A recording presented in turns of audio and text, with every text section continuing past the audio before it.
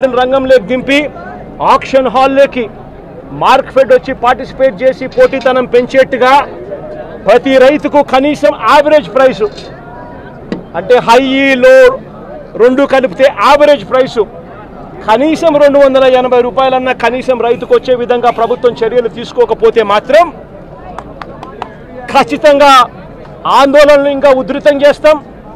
రైతుల తరపున వైఎస్ఆర్సీపీ పార్టీ గట్టిగా ఉద్యమిస్తుందని చెప్పి చంద్రబాబు నాయుడు గారికి ఇక్కడ నుంచి వార్నింగ్ ఇస్తా ఉన్నారు।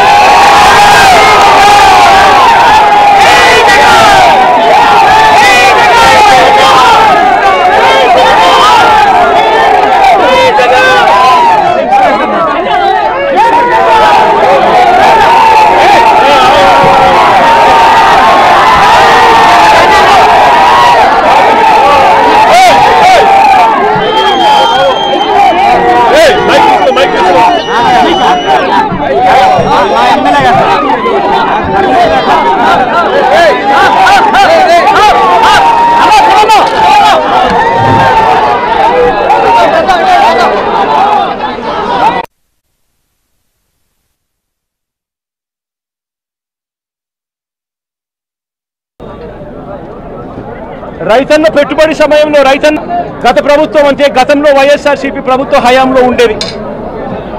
ఏ సీజన్ ముగిసేలోగా ఆ సీజన్లో జరిగిన నష్టాన్ని ఆ సీజన్ ముగిసేలోగానే మరుసటి సీజన్ వచ్చేలోగానే రైతన్నకు ఇన్పుట్ సబ్సిడీ కింద సహాయం అందేది। ఈరోజు ఆ ప్రక్రియను గాలికి వదిలేసిన పరిస్థితుల మధ్య ఈరోజు వ్యవసాయం జరుగుతూ ఉంది।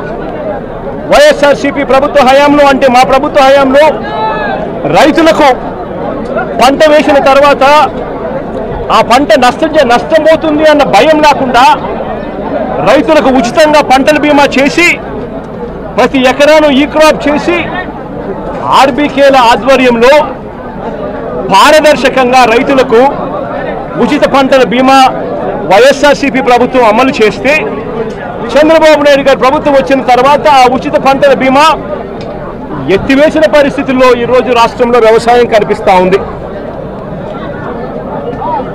ఈ క్రాప్ వ్యవస్థను పూర్తిగా నీరుగార్చేశారు। దళారీలు లేకుండా పంటలు కొనుగోలు చేసి ఆర్బీకే వ్యవస్థను నీరుగార్చిన పరిస్థితులు ఈరోజు రాష్ట్రంలో చూస్తూ ఉన్నాం।